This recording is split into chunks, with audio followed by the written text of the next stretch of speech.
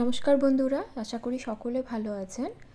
আজকে আমি আলুর পাঁপড় তৈরির রেসিপি আপনাদের সঙ্গে শেয়ার করব। এভাবে আলুর পাঁপড় তৈরি করে আপনারা সারা বছর পর্যন্ত কিন্তু সংরক্ষণ করে রাখতে পারবেন।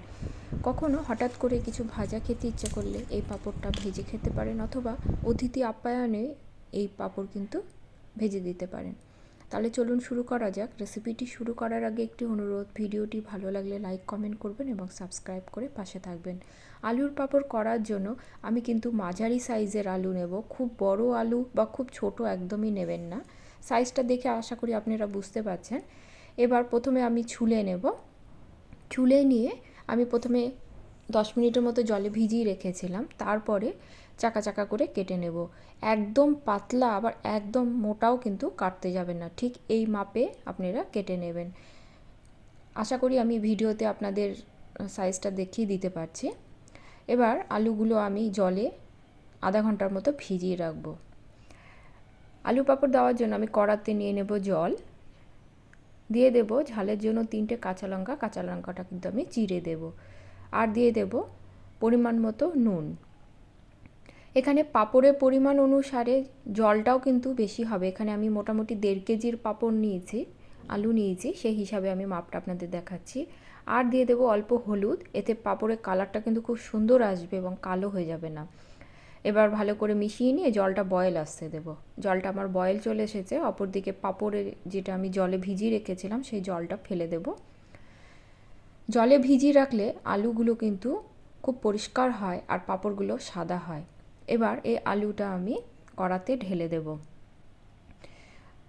কড়াতে ঢেলে দিয়ে আমি আলতো হাতে নেড়ে দেব।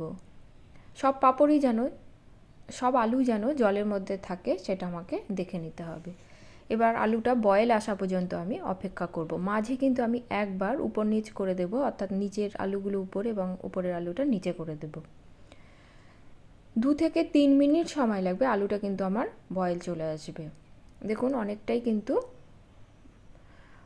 জলটা কিন্তু বেশ বয়েল চলে এসেছে। আর একটু আমি বয়েল করে নেব। খুব বয়েল করারও কিন্তু যাবে না। বয়েল করতে গেলে, অতিরিক্ত বয়েল করতে গেলে আলুটা কিন্তু ভেঙে যাবে। তাই আপনারা লক্ষ্য রাখবেন 2 থেকে 3 মিনিটের বেশি যেন আলুটা বয়েল না হয়। দেখুন আমার কিন্তু এবার আলুটা বয়েল চলে এসেছে। ঘড়ি ধরে 2 থেকে 3 মিনিট সময় হবে। এবার আমি আলুটা কিন্তু তুলে নেব। আলুটা তুলে আমি একটি ছাঁকনির মধ্যে নেব, এতে জলটা সব ঝরে যাবে।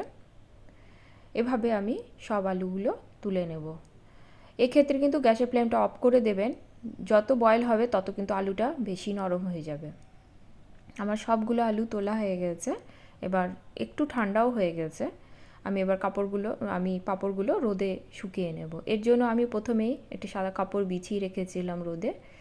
এবার আলুটা ঢেলে দিয়ে আমি আলুটা ভালো করে ছড়িয়ে দিব। প্রতিটা আলু যেন আলাদা আলাদা হয়, কোনো আলুর সঙ্গে যেন কোনো আলু না থাকে।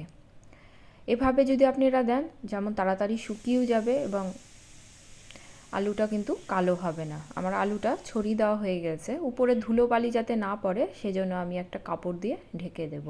এভাবে ঢেকে দিলে নোংরা যেমন পড়বে না, তেমনি কাক বা অন্যান্য পাখি কিন্তু মুখ দিতে পারবে না।